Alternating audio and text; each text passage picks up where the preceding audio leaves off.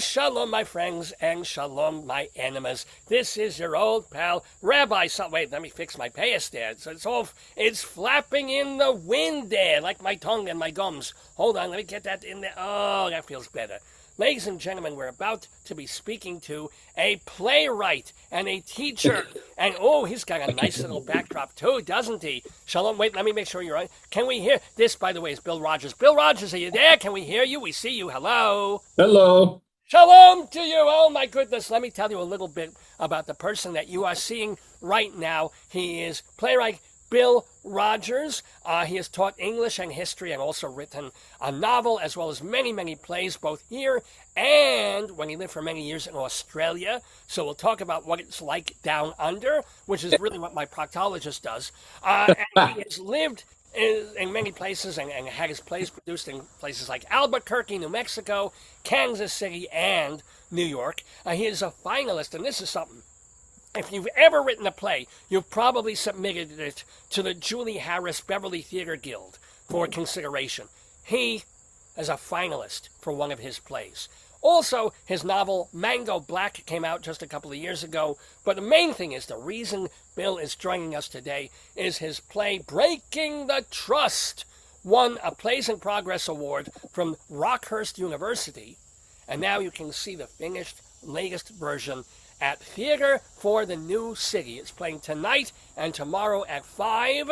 You can see it off-off-Broadway in New York. Get your tickets at the Dream Up Festival website. It's dreamupfestival.org. But the main thing is to welcome you to the neighborhood. Bill Rogers, shalom to you. Shalom to you. Good.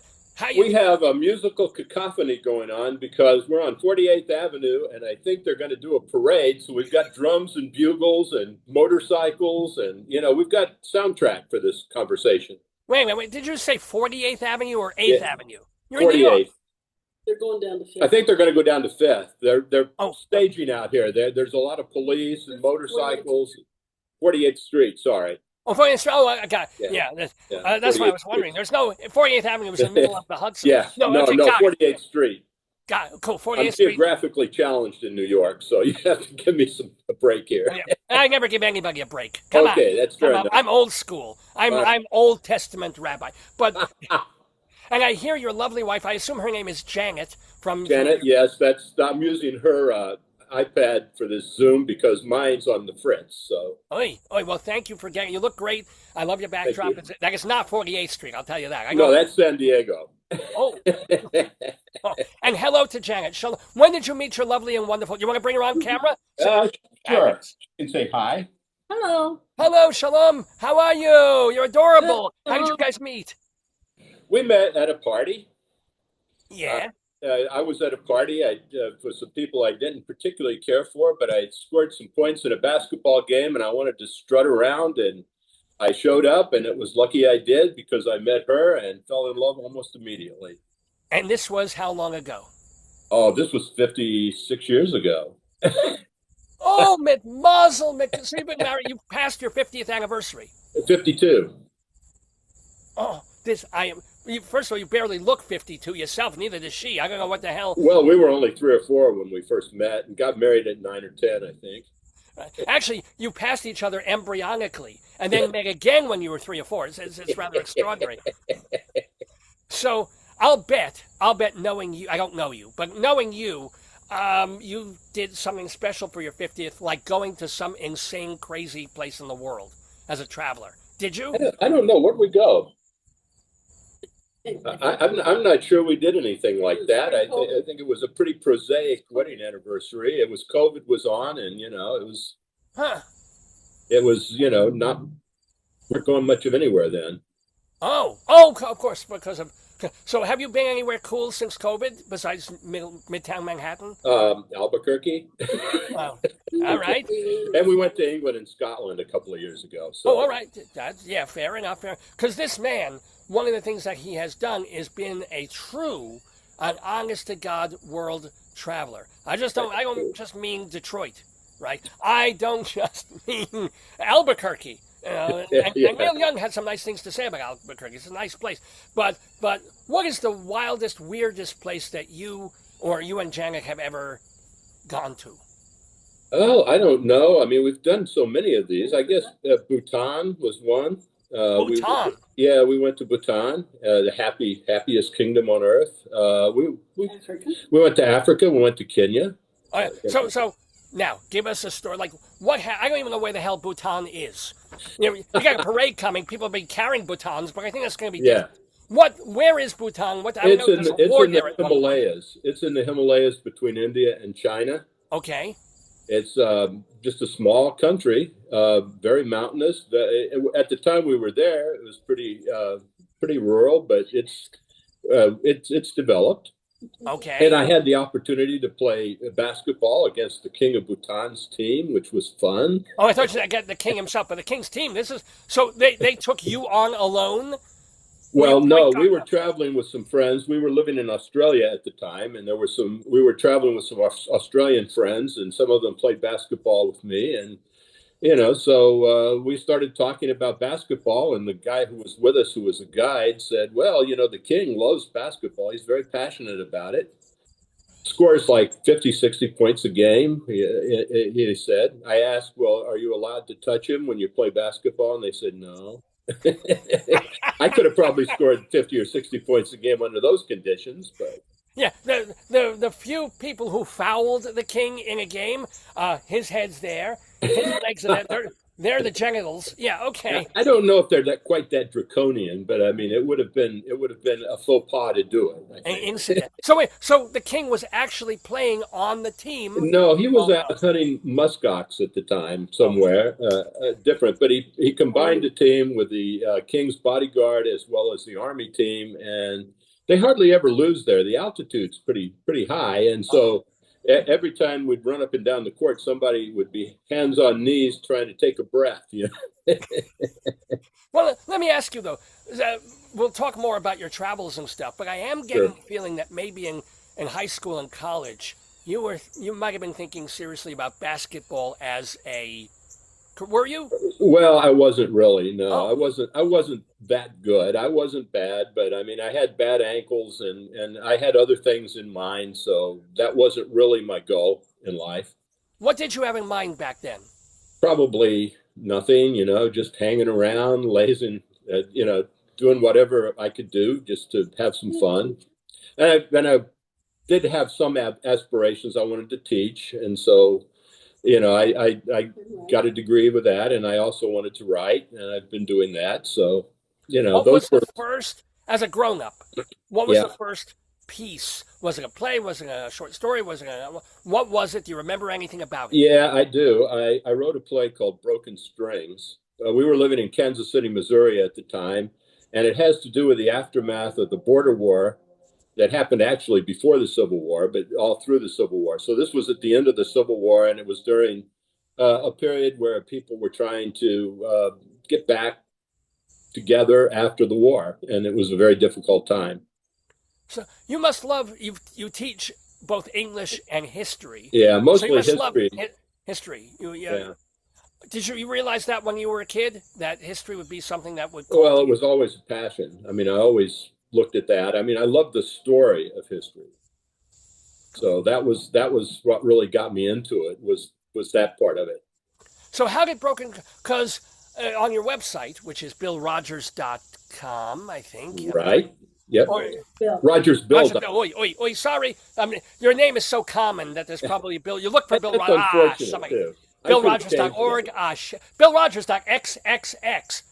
Really? Somebody? All right, fine. RogersBill.com. So, Yeah. but what happened with Broken Strings? Because that did get produced, or stuff did happen with it, no? Yeah, we did it in Kansas City Ah. with an amateur cast. That was the first play I wrote. That was actually the first thing I ever completed because growing up, I always was writing, and people would always ask me, "Hey, that sounds pretty good. Where are you going with this?" And I thought you were supposed to know the end at the beginning. And so I was having a hard time with that. And I was thinking, well, maybe I can't write because I don't know. And then I started, pardon me, a process of just coming up with characters and letting them take the story where they wanted to take it. And that's sort of the way I've done it ever since. and it allowed you to finish Broken Strings and to finish Breaking the Trust. Yes. All these other people. That's how long ago though was Breaking the? Were you already in your 30s, 40s, or? Yeah, I think I was 50 at the time. Wow, wow. I was teaching, and we were traveling, and we were doing a lot of other things, and I just, I couldn't settle down to do it. But then when I really got into it, I found my technique worked for me, and I just loved doing it. So that's what I did. Do you still teach, or are you retired at this point? No, I'm not teaching anymore. Was that your happiest day when you walked away? Well, it didn't bother me. I mean, I talked to a lot of people who have retired from one profession or another, and they sort of miss it. And, their identity was so tied up in it that when they lost their job, they lost part of their identity. Who am I now? And since I never really had that strong a sense of identity with teaching, I wanted to write, and that's how I always saw myself. So, what writers did you admire and appreciate from your early years, even into your 20s, 30s, 40s, 50s? Oh, there are so many. I mean, obviously, one of the guys that I think I got into the most was John Steinbeck, with things like Grapes of Wrath and that sort of thing. And then there were European writers like Hermann Hesse and, a number of writers. A lot of them were not American. But... Interesting. Okay. And I heard a podcast that you did with someone where you were also mentioning the playwrights like Arthur Miller and Beckett, who are completely sort of yeah. I think what I really liked the most about writers is when they really kind of probe the depths of the human psyche and try to figure out what makes us tick. So, have you ever done that for yourself, or you're just because it seems like you're kind of a happy-go-lucky basketball guy, and you write and you teach and you do, but you spent your teen years going like, oh, I'm just gonna hang out, or do you ever do the deep stuff for yourself? No, I don't know. Probably a little bit, but not a complete deep dive. I mean, pardon me.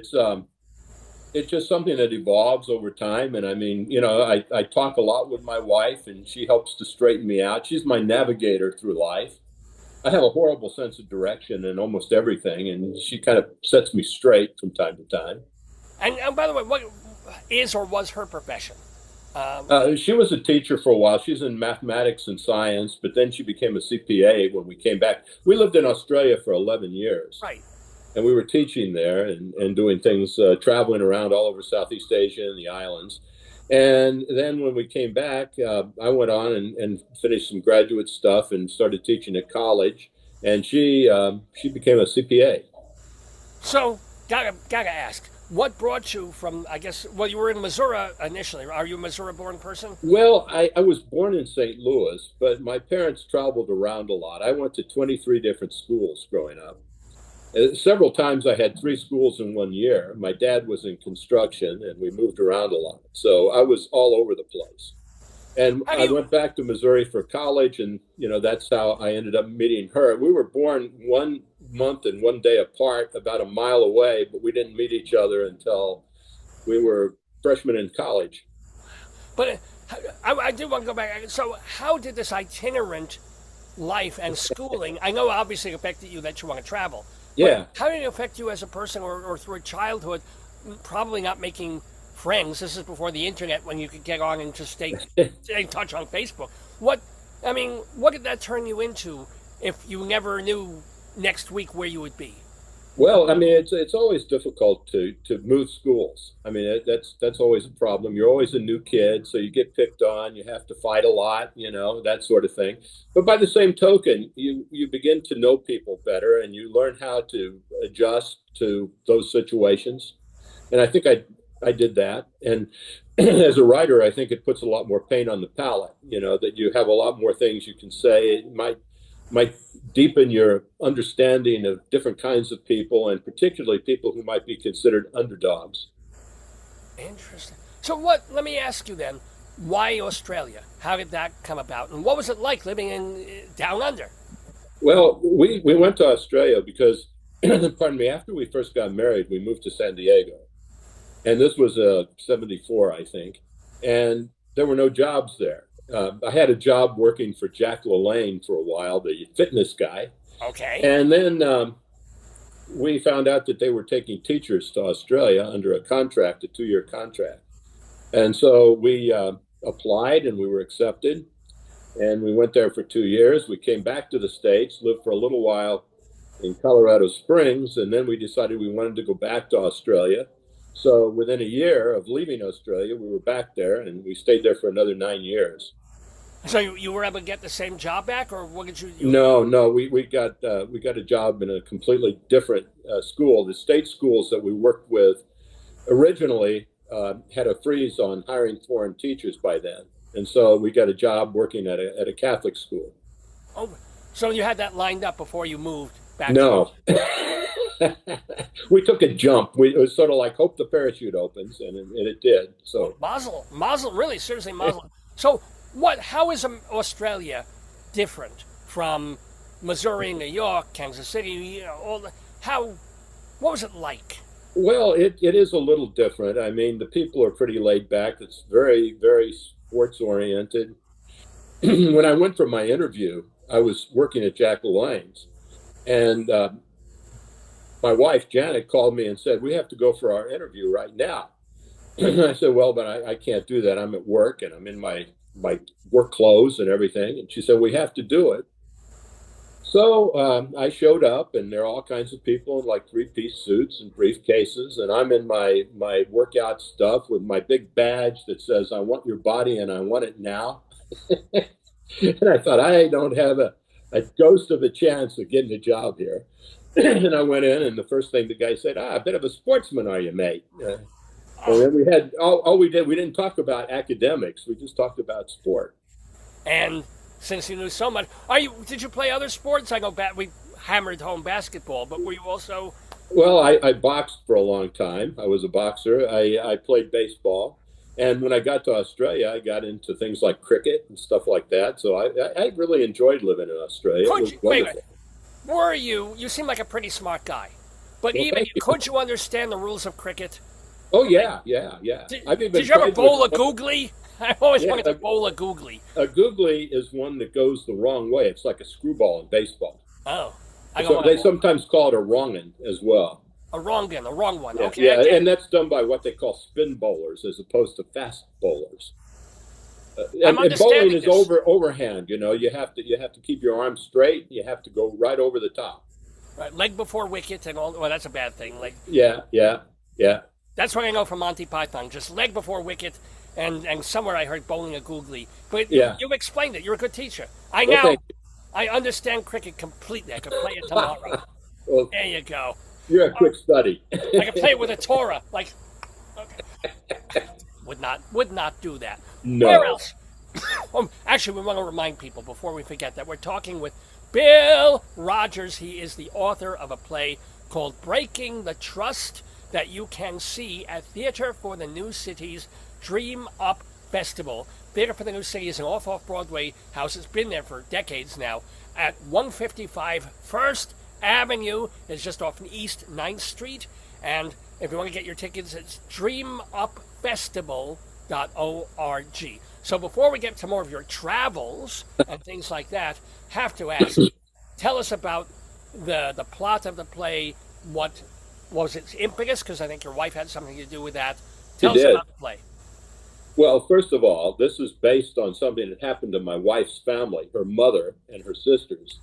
Um, their younger brother died and left a trust. And in the trust, he left money to, and he actually had a little bit more money than people thought he did. He didn't have any. In my play, it's $4 million. It was nothing like that. He left some of the sisters money, and others, like Janet's mother, he left nothing. And there was no explanation. And Janet's mother said, "But I was his favorite sister. I don't understand why I got left out." And this has become, an enigma. Nobody knows why he did that. And that left a horrible problem for the family. I mean, the sisters who inherited it first said, "Well, we'll share the money." They But talked to their husbands, and everything changed. When they talked to their husbands, we can't share. Sorry. it's like, yeah, we need 1.5 $3 million. It's not good enough to get 700,000. It's like, all right. Yeah. Wow. Well, like I said, it wasn't that much in real And life. I had to embellish. Playwrights embellish. I don't know if you do knew they? that. No. So, is your cast all female? Is it? No, Oh, they're I added a couple of guys. I added a eccentric professor, history professor, husband who might be losing his mind. It's unclear whether or not he's beginning the early stages of dementia or if he's just eccentric. And I added a son who has a genius level IQ, but he just got out of prison for art theft. He served 6 years on a 3 to 5 term, and he's incorrigible a bit. right. Okay. Wow. So Wow. I had to add those things, and I knocked the sisters down from 6 to 4, and it's probably still too many. These days you can't do plays with very many characters. Nobody can afford to produce it, so So you must have a 6 or 7 person cast. it's Which, six person. Yes. uh, believe it, I know, folks. That if you grew up with Eugene O'Neill, if you grew up Yeah. with plays that were written back in the day, the Rogers, what's her name, Kaufman and Hart. It's Oh like, yeah. oh, the stage is full of people. Now, what? There's more than 4? Well, we can't afford it. We can't. That's right. Yeah. Doing it at the But Kennedy that was Center. the way it was. I mean, I couldn't see how I could do it with fewer characters and get my point across. So Well, how are you? You're already saying that's a weird thing that you intimated that even 4 sisters might be too many. So are you going to tinker with the play again after this production? well, I don't know. I've been tinkering with it for years. We did a kind of a developmental production of it in Kansas City a number of years ago. And it was a much longer play at that point. We were doing it with, like I say, basically community theater actors, and it was probably too long. And so I've been cutting it down. And for this festival, we have 100 minutes, so I had to cut it down again. So there's been quite a bit of revision. Is it a one act or is there an intermission in there? There's a slight intermission. I mean, we don't have a lot of time, 5 to 6, 7, 8 minutes, something like that. Well, yeah, but the theater is probably what, 100 and something seats? I think it's 99. Oh, is it 99 for an off-Broadway contract? So how is this production going? Because it's been on for the last 3 days already. So I've been very pleased. There have been, pretty much full houses, and the audience seems very receptive. The cast is absolutely wonderful. They're all equity actors, and they're just really, really wonderful. I was here a month or so ago when we were doing auditions, and there were wonderful, wonderful people who showed up, and we offered 6 people parts, and every one of them accepted. And I mean, I've been really, really pleased with it. I'm working with Gerald Van Heerden, who's the director. I've worked with him twice before here in New York on 2 of my plays, Caldwell's Bomb and Breaking the Trust. Not Breaking the Trust, sorry. Dangerous to Dance With. That was the other one we did here. So you are in sync with him in a certain way. He kind of gets your rhythms and gets... Yeah. We have long conversations about the play. And then I try to leave him alone, and because nobody wants the writers, sticking their head over their shoulders while they're directing. So I try to stay out of the way. How do you feel how did you feel 3 nights ago when it was opening? Now, were you nervous? Did you see the final dress, or you were not? I didn't see anything after the auditions. I kept abreast a little bit by Zoom, talking to Gerald, or by phone. And, we had a couple of conversations, and the cast wanted me to add something back in that I had taken out because they thought it helped the dynamic between the sisters. And so I looked at it and said, yeah, I guess we can do that if you think we have the time. And it worked out, and I think it helped. Cool. Well, reminding people that they can see the results of all this work, and years of work, really, on Breaking the Trust. It's at the Theater for the New City's Dream Up Festival, and you can see it tonight, Saturday, at Shabbos, I know, but it'll be dark enough you can, sneak in if you're Jewish and don't pay, so you don't have to handle money. And then tomorrow also at 5 o'clock at Theater for the New City. Get your tickets, dreamupfestival.org. Now let's get back to more of your travels to, let's say, tell me a story of Africa. Oh, there's a big story in Africa. I decided I would drive and not have a guide or anything. So Janet and I rented a four-wheel drive vehicle, and we left Nairobi, headed through the Serengeti to a place where we were going to stay, and didn't see any cars or anything. And the roads there were kind of a mess, so we couldn't drive very fast. And at one point, I was in four-wheel drive mode and through the Serengeti Park. And Janet said, "You have to stop." And I said, "Why?" And she said, a tire came off. And so I thought, oh no, well, I'll try to put it back on. So I went back to try to find it. I found the wheel, and there was half an axle on it. So it broke the axle. And as I was there, I saw some big paw prints. And I said, oh, we're in trouble here. So we ended up spending the night there in the Serengeti in this little truck, in this little van thing we had. And there were no cars, there was nothing, and it was really dark. The next morning we got up and I said, well, as I said, she's my navigator. And I asked her, how far do you think this lodge is that we're going to stay at? And the Serengeti Serena Lodge. And she said, well, I think it's over that way. And I think it'll a couple of miles. And so I said, well, maybe I'll walk. And then I looked up and there was kind of a hill and there were like 3 cheetah sitting up there looking hungry for breakfast. And I said, well, I don't think I'll do this. Thankfully, a guy from South Africa came along. He was at the lodge and he was headed back to Nairobi to fly home. And he said, well, we'll contact the rangers that are down the way and they'll come and get you. Tanjaru, they were called. And I said, okay, well, that sounds all right. I guess we're safe. And 4 or 5 hours later, along came a huge truck filled with people as well as stuff that they were, bringing to the lodge. And they stopped and said, get in. And we didn't. So I thought a ranger was going to come. And they said, no, this is it. And so we ended up riding into this nice lodge on this truck. Wow. Wow. Okay. I mean, how long ago was this? Like, when was that? 1996 or something? 97? so it's before cell phones. It's not like you. Oh no, we didn't have a cell phone. Actually, I think we had a cell phone at home, one of the really early ones, but we didn't have it with us. And I don't think there would have been any reception out there anyway.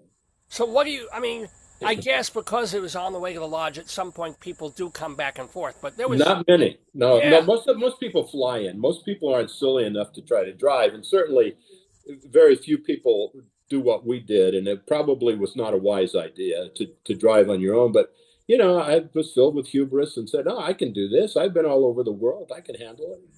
Well, I am kind of curious. What did you do with the truck rental company? Did you have to go back there and bring them the truck, or what? Well, there's an interesting story because that next day they were doing a hot air balloon thing there, and we had asked them if we could join, and they said, no, the balloon's full. But as we were walking out of the place, the guy ran up to us and said, we've had a cancellation. So we were able to take the hot air balloon, and it flew right over our dead car. And the thing was, we called up the rental agency and said, what happened? And they sent a guy to pick it up, and he broke an axle too and couldn't do it for I think it sat there for 2 or 3 weeks before anybody could finally make it. Wow.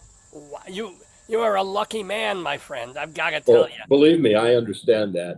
I was lucky to marry who I married because she's pretty. And did she pack sandwiches? We Because had when they're some overnight, food. you get peckish. Yeah. We had some food, but not a whole lot. And we had some water. We had enough to make the journey, but we didn't have enough if we were going to be stranded there for any length of time.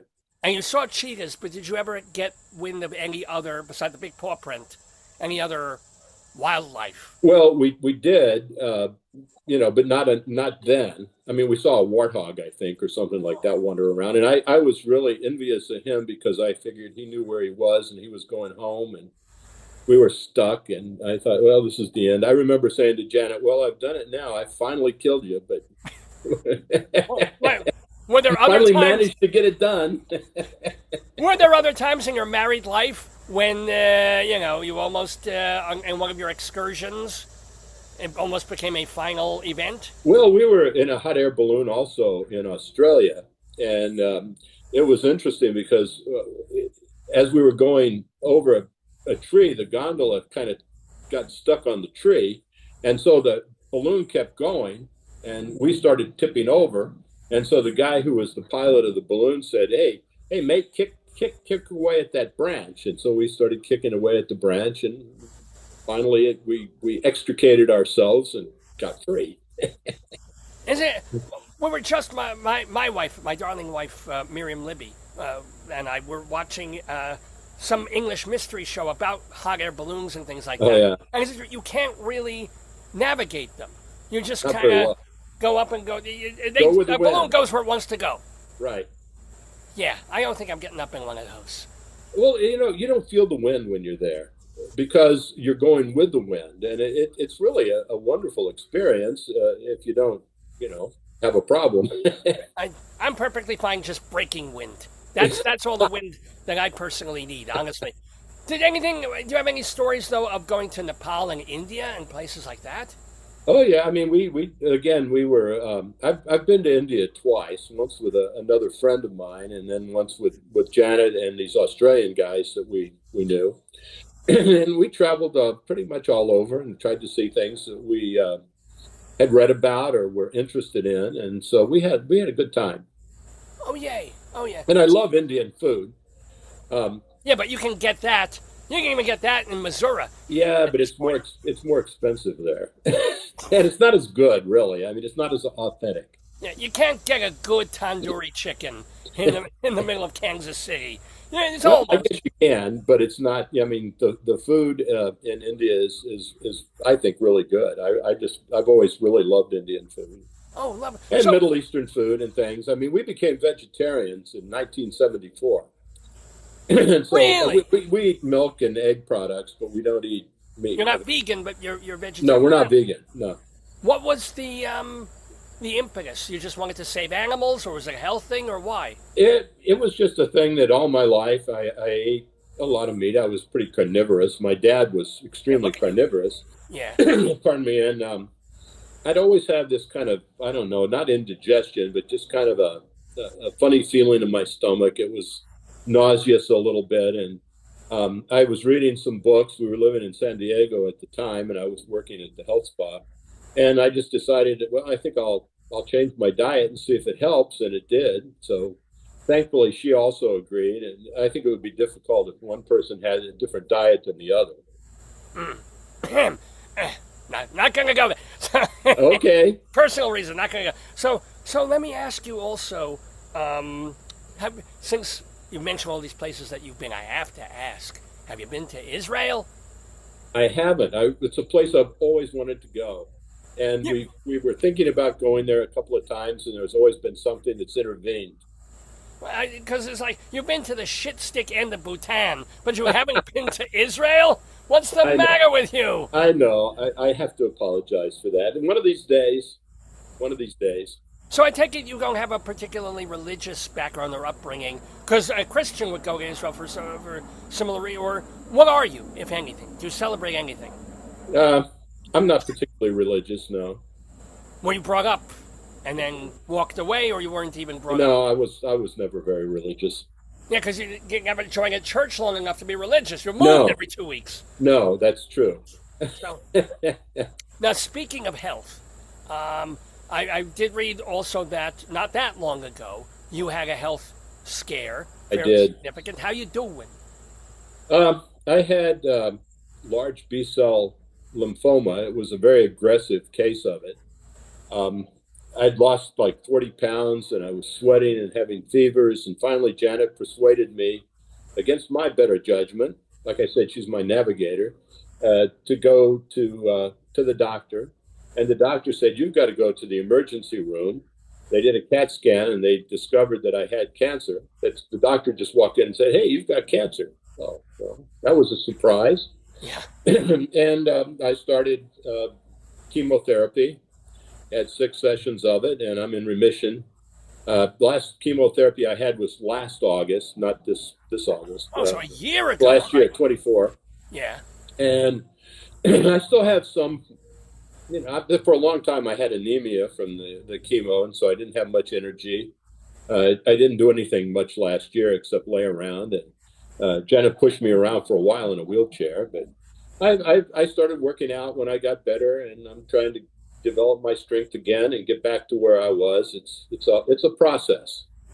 Wow, I'm sorry that you've been going through this, but you look amazing. I mean, Well, you thank look you. like a big stock of guy for crying out loud, like a basketball player. So was the end the result ever in doubt? Did the doctor say you're gonna lick this, or it was like 50-50, or Well, when I was first diagnosed and I talked to the doctor, he said I might have maybe 6 weeks to be alive. And I asked him at the time, I said, well, is this treatable? And he said, yes. And I said, is it curable? And he said, possibly. And, they've done so much work on chemotherapy now and all these interventional drugs. And in my own heart, I knew I was going to get better. And I mean, Janet and I, neither one of us ever experienced a real emotional problem. I think she might have broken down the first night I was in the hospital, but then she's really tough and resilient, and it helped get me through it. And I mean, I never really lost faith that I would get better. and was chemo obviously chemo was horrible, but was it as horrible as you expected, or you were weak and you probably threw up here and there, but how bad? Well, it's interesting because I never had that situation where I was throwing up. What I had was I would keep running high fevers, and because of the chemo, I guess, and the cancer, my immune system was completely compromised. I had no immune system at all. And so after the chemo, I would start running high fevers again, and they would put me back in the hospital, test to see if it was an infection, which would be horrible. Right, of course. And I never had an infection. It was just because my white blood cells and things were so low.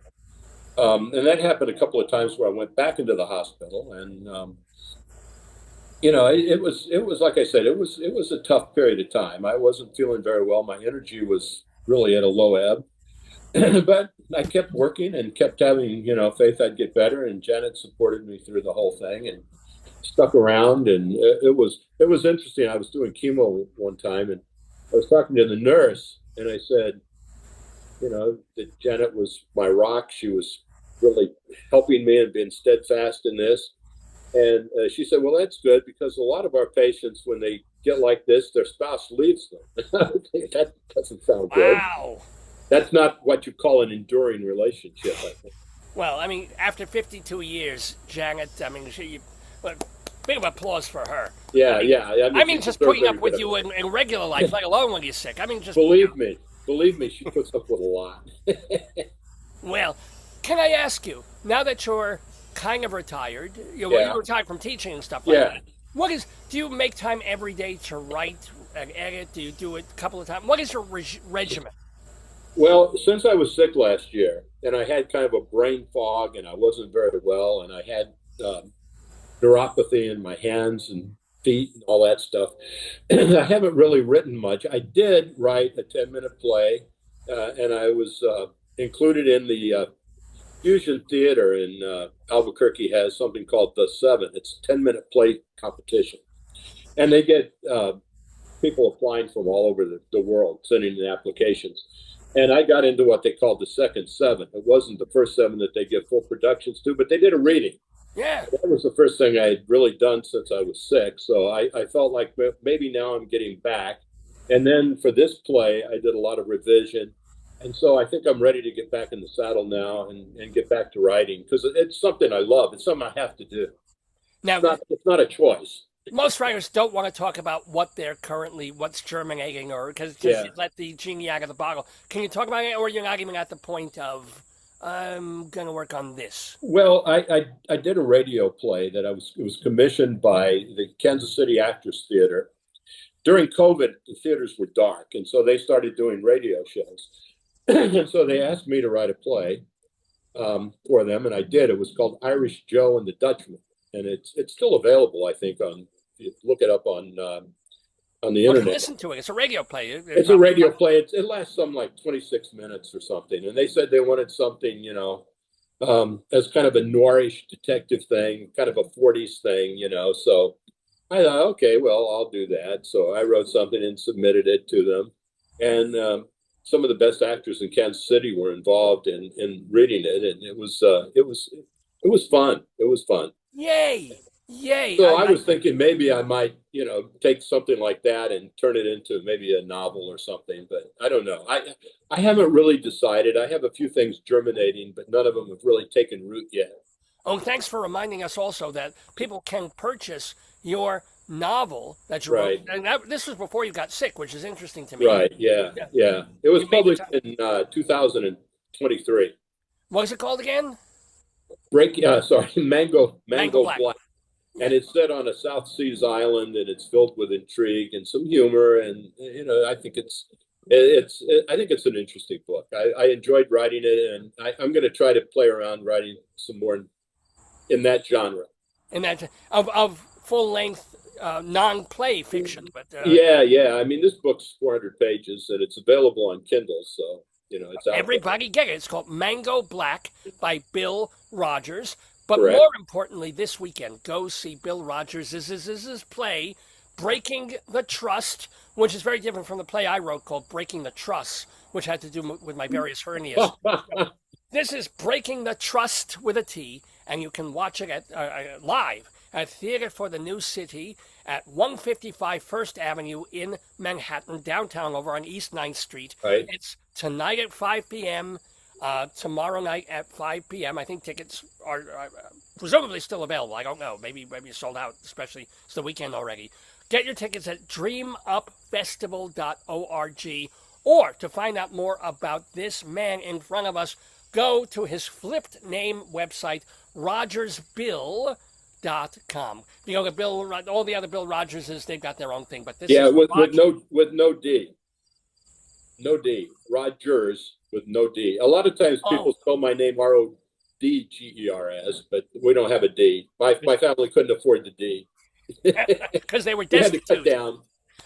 So it's Rogers. I'm sorry, I should have spelled it. You're right. ROGERS. Right. Bill, BILL, like the duck, like the bill, but thing that you pay. RogersBill.com. Well, Bill Rogers, it has been absolutely lovely bringing you into the neighborhood, talking with you about your work, about your travels. So, last quick question before you let you go. Now that it's been a year since chemo, are you going to travel somewhere? Are you planning somewhere?